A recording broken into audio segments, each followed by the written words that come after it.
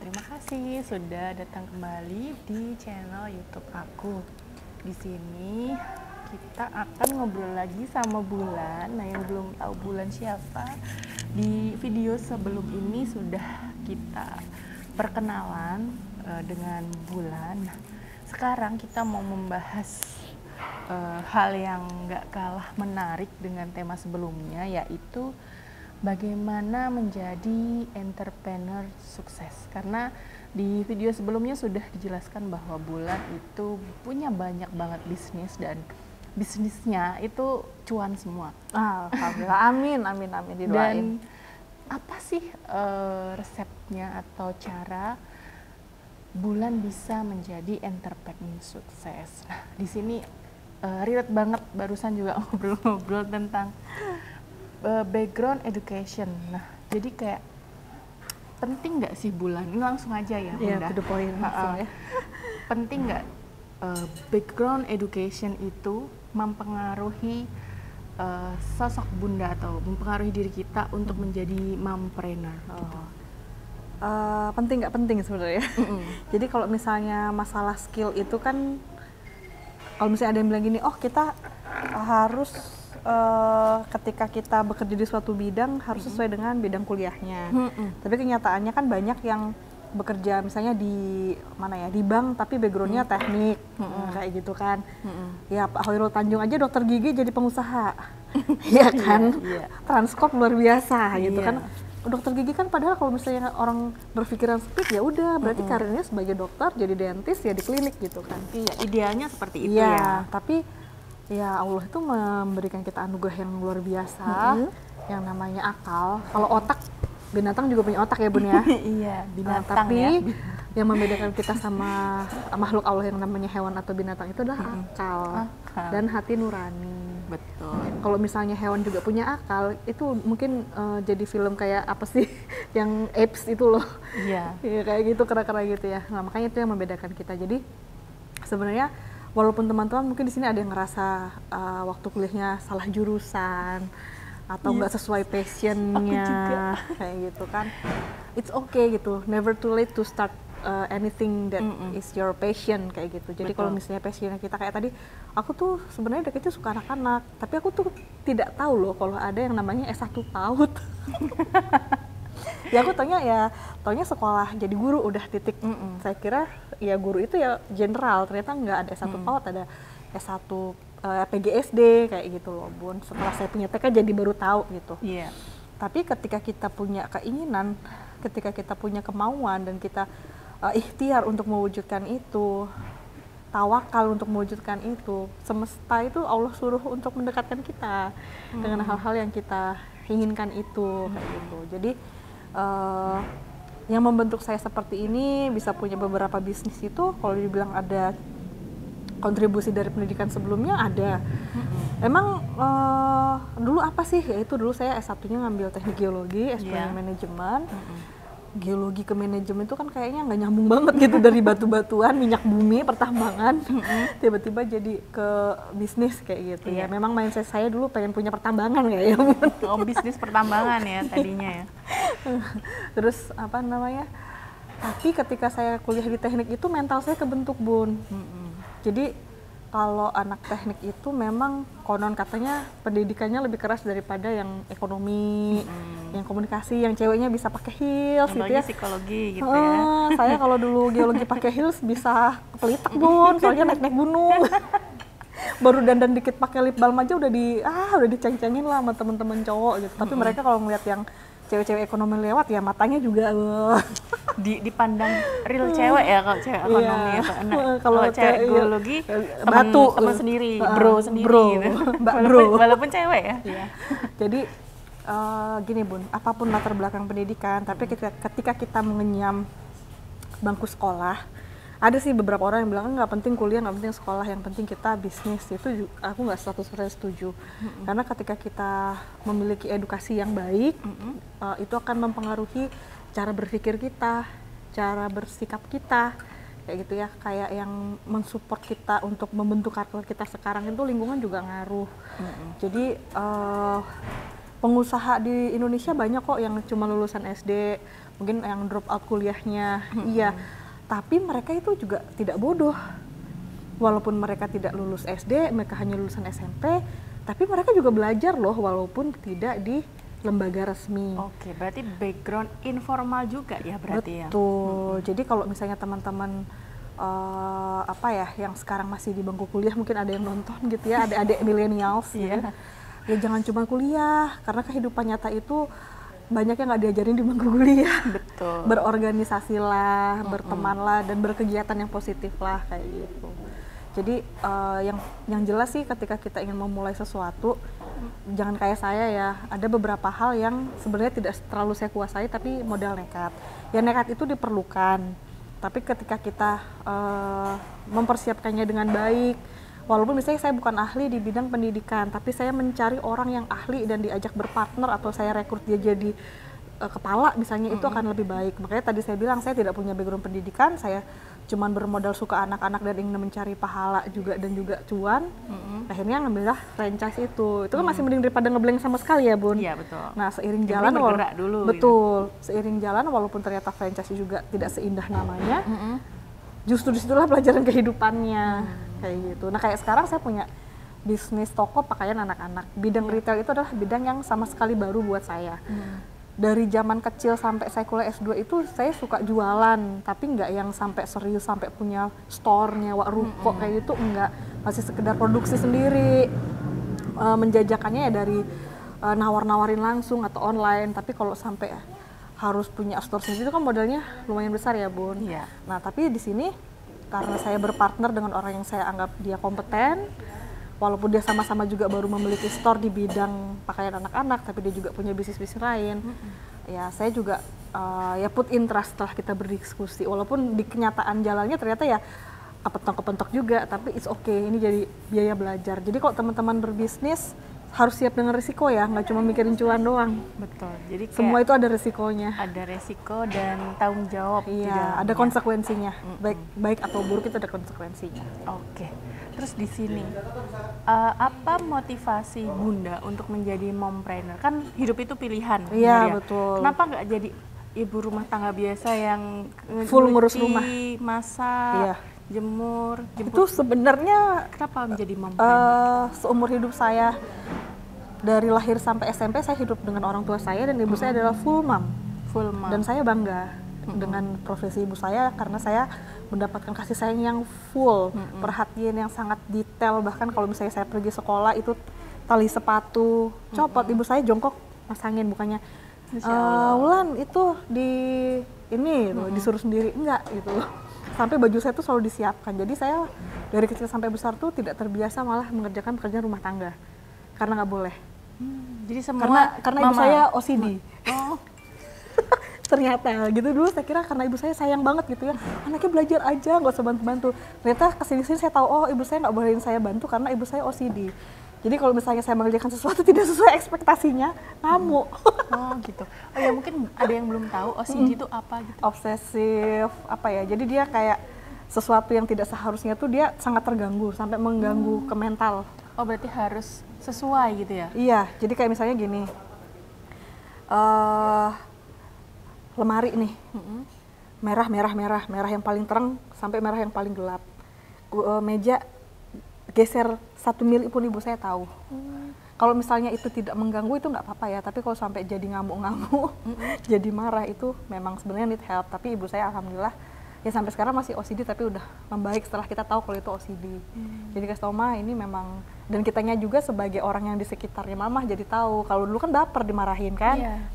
Ya masa ruang tamu nggak boleh ditempatin, bahkan kita kerja kelompok bikin mading gitu.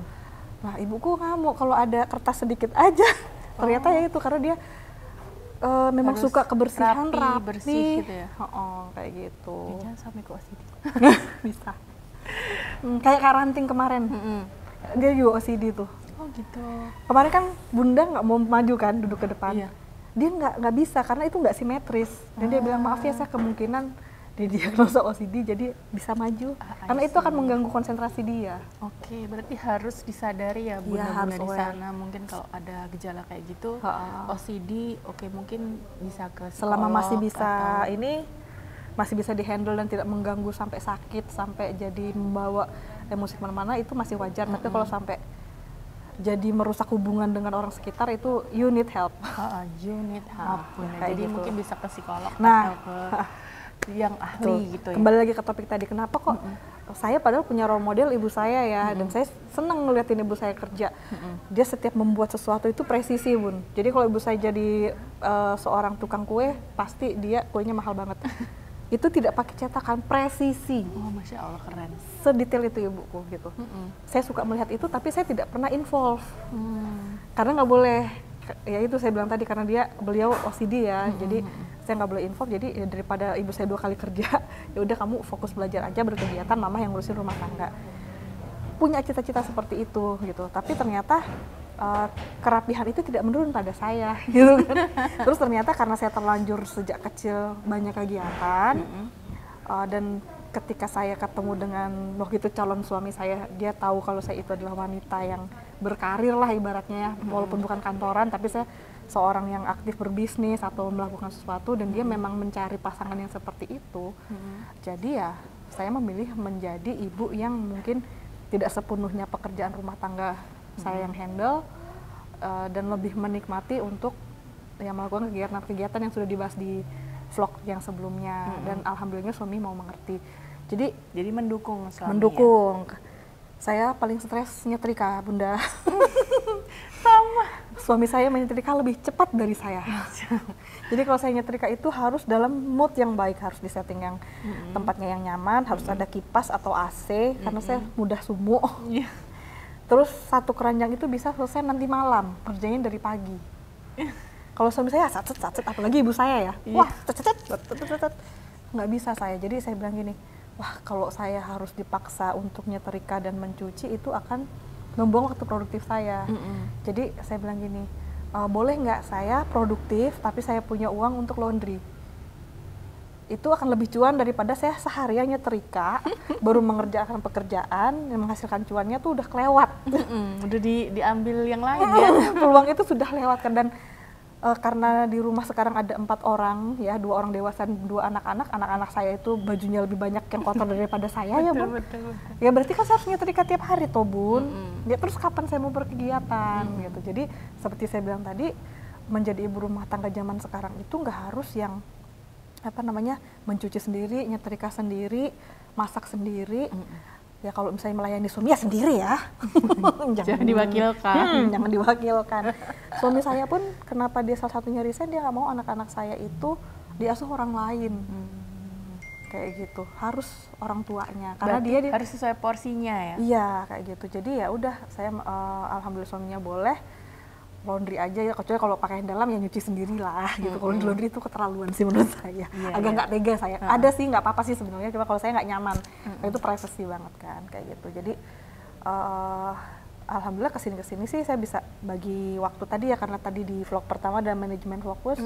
Jadi misalnya hari Senin saya udah tahu nih kosong. Jadi kalau misalnya ada yang mau janjian sama saya tegas sekarang. Kalau dulu saya semua saya iyain, Bun.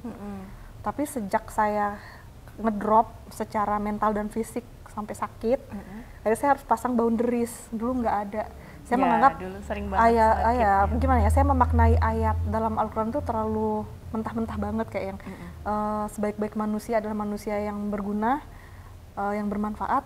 Tapi saya memaknainya terlalu dalam sehingga saya dimanfaatkan. Padahal kan bukan gitu juga ya. Aku ingat waktu ikut seminar teh Iya, itu. Manusia yang bahagia itu manusia yang bermanfaat. Iya, Bunda bilang gitu ya. Iya, pantas kamu pasti sering dimanfaatkan. Oh. Tapi alhamdulillah saya bisa memutus itu, Bun. Alhamdulillah. Padahal dulu saya kira saya tidak akan pernah putus dari hal itu ya. Ternyata ketika saya berani, waktu saya ke psikolog juga ya, I need help karena itu benar-benar udah mental breakdown banget. Saya harus fokus sama diri saya sendiri dan keluarga inti saja. Kalau kamu tidak menolong orang lain selain keluarga intimu, itu bukan berarti kamu jahat. Itu ditanamkan terus ke dalam diri saya, karena mereka juga masih punya orang tua, masih ada orang yang lebih bertanggung jawab daripada saya, dan itu adalah tidak apa-apa. Dari situ saya udah bisa let go. Makanya dari situ mulai peluang-peluang baru datang. Ya kayak tadi tuh, tahu-tahu teman saya ngajakin partneran untuk bisnis toko baju, terus kita bisa bikin kelas-kelas seperti ini, dan banyak hal-hal baik ketika kita bikin kelas gini, tahu-tahu udah banyak yang ngajak kolaborasi kan, tanpa disangka-sangka. Berarti memang gitu. harus happy, harus di-clearing betul, juga betul. emosinya. Kayak Benar. gitu. Jadi dan kalau ke psikolog itu bukan berarti stres Gila. atau gila ya. Kadang kan mungkin bunda-bunda di sana masih ada yang berpikir orang yang ke psikolog tuh orang stres gitu loh, Bun. Itu ya emang stres sih, tapi bukan berarti gila ini ya. loh. Ya bisa jadi Anda ODGJ ya. Tapi ya daripada nggak ketahuan loh. Betul. Daripada nggak ketahuan dan too late loh. Jadi gini loh. Baru aja kemarin saya lihat di TikTok gitu ya, postingan salah satu konten kreator yang dia pernah sharing, ya dia mengkampanyekan bahwa kesehatan mental itu penting, dan ketika kita aware bahwa kita butuh pertolongan, pergilah ke psikolog.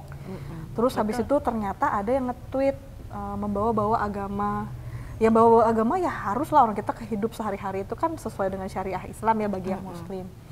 Di situ dia bilang, ngapain ke psikolog, baca Al-Quran aja cukup, semua jawaban itu ada di Al-Quran. Iya betul, tapi di ayat Al-Quran juga ada, ketika kita membutuhkan sesuatu, pergilah, berpikirlah, pergilah ke ahlinya. Psikolog, psikiater itu kan ahlinya. Dan itu nggak dilarang di agama ya? Iya betul, justru Allah itu memberikan mereka gift, apa ya, orang-orang seperti psikolog, dokter itu untuk membantu sesamanya orang-orang yang membutuhkan. Jangan malah pergi ke dukun, itu yang nggak bener. Atau ke dukun yang pakai nama-nama kiai ya? Iya, atau misalnya apa ya, menyembah batu gitu kan, kita udah nggak kayak gitu ya. Cuman intinya kalau kita ke psikolog itu nggak apa-apa gitu loh. Kita kan mau jangan self diagnose. Wah jangan-jangan gue ADHD nih, jangan-jangan gue autis nih, jangan-jangan saya depresi nih, padahal sebenarnya nggak kenapa-napa, cuma capek doang, butuh tidur. Daripada kita itu karena overthinking biasanya ya, Bun. Daripada cuma mengira-ngira, terus malah jadi penyakit baru karena ketakutan, lebih baik ke profesional. Oh mbak, kamu itu sebenarnya cuma kelelahan, kamu cuma overthinking, kamu hanya butuh air minum yang cukup, tidur, terus ya hidup lebih teratur, pola makan yang sehat gitu-gitu, kan kita jadi tahu, oh saya nggak apa-apa. Tapi kalau misalnya ternyata kita kenapa-napa pun, itu kita tahu jadinya harus ngapain, kayak gitu. Gitu Bunda. Oke, terus di sini Bunda, step awal apa yang harus dilakukan untuk menjadi mompreneur? Jadi stepnya adalah, rahasianya Anda harus ikut workshop saya, nggak ada rahasianya. Kalau kata Kung Fu Panda, the secret recipe is no secret recipe. Tidak ada secret rahasia. Mulai aja dulu. Ya, dari tadi ya hampir sama ya, kayak mulai dari apa yang kita sukai. Dulu. Kalau misalnya nggak tahu ide apa, cari komunitas. Nanti gini deh, kalau teman-teman nanti lihat ya di IG saya yang pribadi ataupun yang bisnis ya, wulan.sudarsoedarto atau yang nanti Oil Mother. Itu banyak sekali kelas kreatif yang saya buat. Kenapa? Itu sebenarnya juga selain untuk menyalurkan hobi saya dan teman-teman, juga untuk mengencourage wanita-wanita atau ibu-ibu yang ingin berkegiatan tapi nggak ada wadahnya. Kadang-kadang nggak ada temennya, malu-malu. Iya, kadang kita misalnya nonton vlog nih, kayak nonton vlognya Bunda Ayu atau nonton tutorial make up dari YouTube, dari TikTok. Iya sih, kita senang belajar sendiri, tapi kalau misalnya ada orangnya langsung di hadapan kita dan ada teman-teman, itu rasanya beda. Jadi kemarin ketika kelas lukis juga saya tanya, kakak-kakak kalau misalnya di rumah nih, misalnya anaknya udah pergi sekolah, masih ada nggak sih rasa ingin menyempatkan diri mengeluarkan alat lukis atau alat journaling dan melakukannya? Aduh belum tentu deh, kalau di rumah bawaannya mau nyuci lah, mau ngepel lah, mau apa. Jadi ketika mereka punya waktu ya sejam, 2 jam, 3 jam keluar sebentar untuk journaling bareng, kelas bareng, itu berharga banget. Betul. Nah, bisa jadi ketika teman-teman mengikuti komunitas-komunitas positif seperti itu, timbul ide. Timbul ide, kayaknya bagus dia ya kalau misalnya saya ternyata mampu nih melukis yang bagus. Saya didigitalkan, kemudian saya jual jadi stiker journaling, atau saya juga bikin workshop seperti ini, kan jadi peluang juga. Betul. Jadi kita bisa mencari wadah-wadah atau komunitas yang sesuai dengan minat atau keinginan bunda-bunda ya, misalnya suka tanaman atau suka masak-masak. Itu banyak banget komunitas di Indonesia ini ya, di Jogja terutama. banyak banget. Nah kalau masih bingung yang di Jogja nanti bisa gabung Sama sama kita. nggak usah nggak enak malu gitu, kita Iya. sama-sama Belajar belajar. benar-benar kayak Nanti gitu. nggak kok langsung dipelonco. Nggak ada, nggak ada Kita lonco. welcome, kita ya sama-sama belajar mencari teman, bersilaturahmi ya Bunda ya. Kayak gitu. Banyaklah peluang. Sekarang tuh udah beda sama zaman dulu sebelum ada HP. Dulu kan akses informasi itu terbatas ya. Terbatas. Kita mau jadi pengusaha, mau menimba ilmu tuh kayaknya kalau nggak punya orang dalam atau kenalan yang orang hebat ya nggak tahu ilmunya. Tapi sekarang wow, dari mana aja gratis loh. Gratis. Banyak yang gratis. Yang berbayar pasti akan lebih berkualitas, tapi yang gratis pun banyak yang berkualitas. Dan join komunitas kita Betul. gratis. Iya, Gratis gratis. joinnya. Terus Bun, di sini bagaimana ya cara menjaga stabilitas dari pekerjaan Bunda secara profesional ya? Iya. Maksudnya di bisnis Young Living juga Bunda jadi speaker di Young Living Indonesia dan seluruh Indonesia yang nonton. Itu kan profesional ya, Iya, maksudnya bukan betul. yang hanya ngobrol di Zoom yang ikut 10 orang gitu loh. Itu 1000 orang lebih. Nah, itu juga bisa gitu loh. Bunda sudah melewati itu, bahkan beberapa acara yang di Jakarta juga Bunda mengikutinya gitu, dan itu kan wah keren, menurut saya itu luar biasa, pencapaian yang luar biasa. Dan juga banyak pekerjaan-pekerjaan lain juga sudah bisa dilalui dengan profesional. Itu gimana Bun? Karena di sisi lain kan kita juga ibu rumah tangga ya, tapi Iya. kok ya bisa juga profesional, mungkin caranya gimana gitu. Caranya ya tadi ya kembali ke manajemen fokus tadi. Jadi apa yang harus diprioritaskan, kayak misalnya kita harus ada pekerjaan di luar rumah, ya berarti yang di rumah sebisa mungkin diselesaikan dulu. Kalau kita tidak mampu, delegasikan. Jadi Kita- nggak semua diambil iya. alih ya. Iya, kita manusia tangannya dua, waktunya 24 jam Bunda. Betul. Jadi dan kalau misalnya kita tidak mampu, ya memang harus butuh bantuan, ya jangan gengsi gitu. Kita memang butuh support system kayak gitu. Terus untuk sampai di titik ini juga berproses. Ketika misalnya Bunda bilang, oh Bunda sampai jadi speaker yang skalanya udah nasional atau segala macam, itu juga karena ya itu tadi saya suka belajar, terus tidak malu-malu atau tidak pelit-pelit sharing ilmu di internet ya. Kalau platform yang sering saya sharing itu kan di Instagram, di TikTok IG ada, Live loh, sering bulan hampir tuh sering setiap hari. IG Live, Mau dan, ada yang nonton mau enggak pokoknya gitu. dan itu ilmunya daging semua loh. Iya, karena saya senang sharing gitu ya, dan sebenarnya tujuannya saya IG Live itu juga melatih public speaking sih, kayak gitu kan. Saya salut dengan generasi sekarang, itu public speakingnya bagus banget, cara mereka storytelling itu menarik. Betul. Dan saya tuh pengen seperti itu gitu, nggak mau kalah gitu Iya, ya. jadi bunda-bunda jangan Iya, mau kalah ya. Iya, kayak gitu. Jadi apa ya, prosesnya itu pokoknya dijalanin aja. Kalau dibilang stabil, ya semua orang itu kan ya kayak roda berputar ya Bun, kadang di atas, kadang di bawah. Cuma gimana caranya ketika di bawah tuh nggak lama-lama, jadi rodanya tuh gini loh, nggak ngek. Betul. Betul, karena kan namanya manusia itu ya selama masih hidup berarti dia masih ada ujian dong. Kalau udah nggak ada ya kita mati aja masih ditanya malaikat gitu kan, lu KT gitu kan.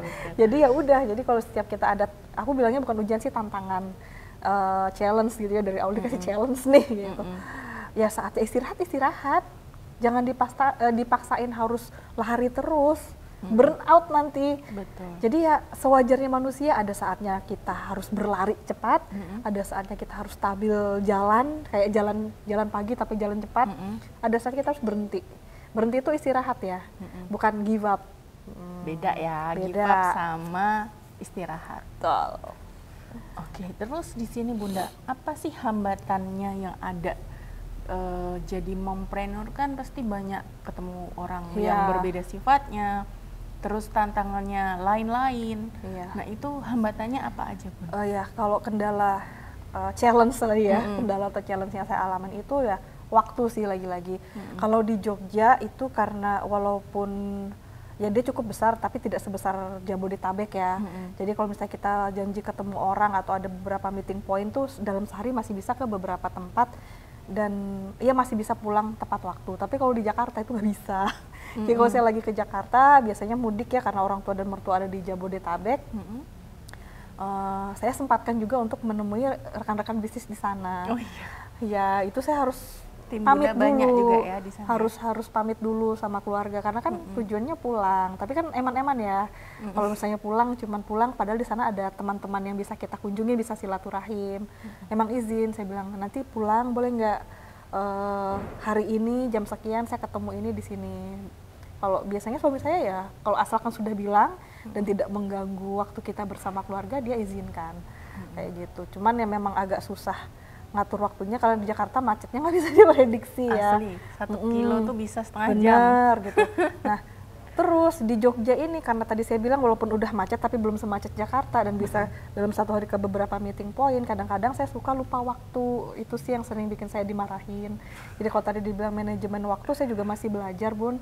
Cuman ya itu tadi sebisa mungkin kalau misalnya ada hal yang tidak bisa saya kerjakan, saya bilang suami tolong ya untuk ini, atau misalnya ada saya punya staf guru pun kadang-kadang bukan tugasnya saya minta maaf, saya minta tolong apa, misalnya suami saya lagi pergi pengajian, anak saya nggak ada yang jemput, saya masih jauh, saya minta tolong kayak gitu. Jadi yang penting koordinasi, koordinasi ya? Dari masing-masing pihak. Ya, Ya pasti ada take and give-nya Betul, dan betul. juga yang penting komunikasinya dijaga gitu ya. ya, Bunda. Terus challenge yang kedua itu karena bisnis saya itu banyak bertemu dengan orang dan sifatnya itu macam-macam. Kadang-kadang kesabaran diuji ya, Bun, gitu ya.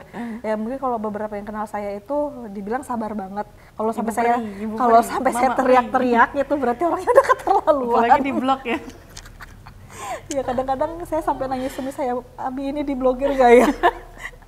Pokoknya sudah keterlaluan, tapi setelah saya pikir-pikir lagi ya sudahlah, mungkin dia sedang mengalami hari yang buruk. Jadi challenge saya pribadi adalah menguasai emosi menghadapi customer yang aneh. Alhamdulillah sih sampai detik ini saya nggak pernah sampai hati untuk ngatain mereka langsung ya. Di belakangnya sih iya gitu, mungkin saya agak-agak Allah gambreng gitu. Kok apa ada gitu. ya manusia Ya kenapa seperti orang itu? ini ya Allah gitu kan. Tapi ya kalau sampai memarahi mereka atau ngata-ngatain mereka, saya nggak tekan hati nih gitu, nggak sampai berani saya untuk mengasari mereka. Paling kalau saya lagi marah banget, kesel sama customer yang agak ajaib, nggak saya jawab, atau saya bilang, Mbak maaf, izin saya balas jam 3 ya. Padahal sebenarnya saya nggak ngapa-ngapain, cuma lagi emosi aja.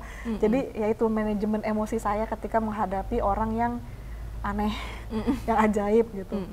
Dan jadi muhasabah. Apa saya pernah gini ya sama orang yang mungkin marketingin saya kayak gitu. Atau ada energi saya di dia Betul, kayak gitu kadang gitu ya. sih. Itu aja sih kendala yang paling Sering dihadapi ya? dihadapi, manajemen waktu bersama keluarga dan sifat orang yang beda-beda tadi itu. Betul, PR banget gitu ya. Iya, Bunda. berpartner aja saya ya gini deh. Kita di Young Living itu kan tidak ada atasnya, tidak ada bawahan ya, Bun. Kita tim support ya sama brand partnernya. Saya bukan bosnya Bunda, tapi saya partnernya Bunda. Kan kita punya kepentingan yang berbeda-beda. Misalnya keluarga saya lagi sakit, tapi Bunda lagi butuh banget bantuan saya. Itu kan bentrok kan berarti. Kadang-kadang kalau misalnya salah satunya tidak mau mengerti ya pasti ada clash ya. Ada kecewa, ada marah, ada apa. Itu saya ya udah jeda mundur dulu, check times. Tapi saya secara personal tidak ada masalah dengan tim saya itu. Jadi paling saya diem dulu, meredakan amarah saya dulu. Jadi kalau kata Pak Gobin ya, kalau pernah tahu ada dulu beliau juga guru saya, Pak Gobin Fasdev. Misalnya nih Bunda Ayu rumahnya kebakaran. Kebakarannya itu dibakar orang, bukan karena apa gitu, pokoknya intinya dia rumah Bunda amit-amit kebakaran dibakar orang. Rumah apa yang aja deh. Oh iya, ada bicara rumah Bunda. Ada rumah nih, rumahnya si ini itu dibakar sama orang. Kira-kira dia tindakan yang tepat apa? Nyari orang yang ngebakar rumahnya terus dione-one kayak dimarah-marahin, atau padamin dulu apinya? Padamin dulu. Nah gitu. Jadi ketika kita disakitin orang atau merasa tersakiti, sebenarnya walaupun dia tidak berniat menyakiti ya, ya jangan fight back ke orangnya dulu. Padamin dulu api yang di sini. Tips bagus Bunda untuk mengatasi emosi ya. Jadi Iya. jangan langsung digasak gitu ya istilahnya. Tapi dipadamkan dulu, kitanya tenang dulu ya, Iya. baru dihadapin. Karena Betul. ya kalau pas lagi kayak gitu, lagi tinggi ya istilahnya, kita balesinnya kayak gitu malah takutnya menyakiti hati orang. Iya, kan lidah itu lebih tajam dari pedang. Ya walaupun Hati-hati dengan ya. WA kayak gitu kadang Iya, itu perpanjangan jempol kita, perpanjangan lidah kita. betul. Kadang kita nggak sadar kalau itu Menyakiti. Kayak gitu. Oke, terus di sini Bun, tips dan triknya untuk menjadi entrepreneur yang sukses, lancar lah istilahnya, semuanya bisa terkendali gitu, apa tips dan triknya? Jadi Atau kalau mungkin bisa juga untuk pemula. Iya, pokoknya teman-teman yang baru mau mulai berusaha nggak usah takut gagal, ya nggak usah takut akan mengalami kendala, itu udah satu paket. Ya jadi kalau misalnya kita mau naik gunung kan nggak mungkin kayak naik eskalator di mall ya, tahu-tahu nyampe. Kalau naik gunung ya harus ngelewatin jurang, tebing, jalan berbatu, jalan berumput, mungkin jalan yang basah, yang becek, baru kita sampai di puncak. Makanya saya dulu pecinta alam karena filosofinya begitu. Saya tahu kehidupan bermasyarakat yang asli setelah saya sekolah itu tidak seperti hanya seindah di sekolah. Makanya filosofi naik gunung tuh saya pakai banget. Saya harus bisa menghadapi segala tantangan hidup. Gak ada pengusaha yang jalannya mulus-mulus aja.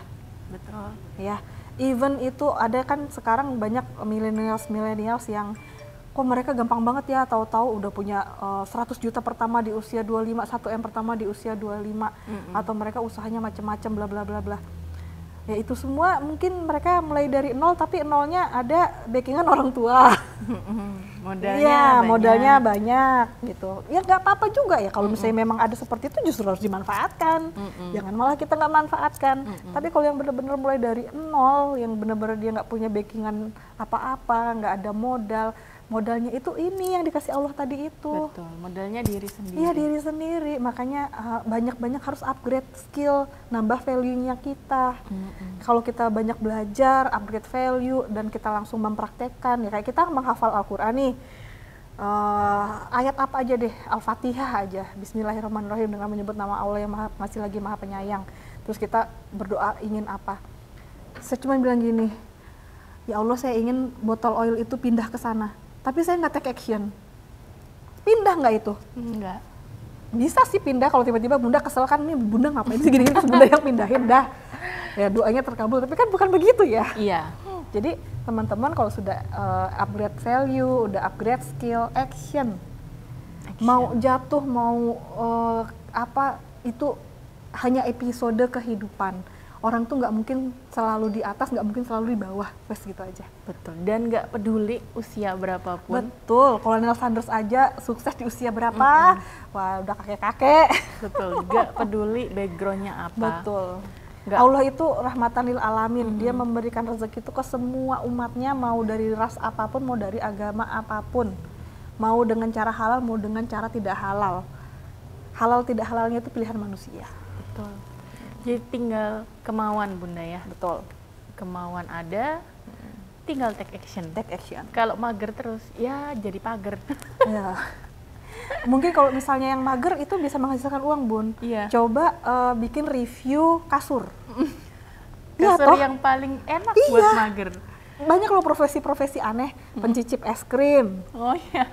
Maaf ya, pencium bau Kentut. buang angin untuk mendeteksi orang itu sakit apa. Itu ada. Oh.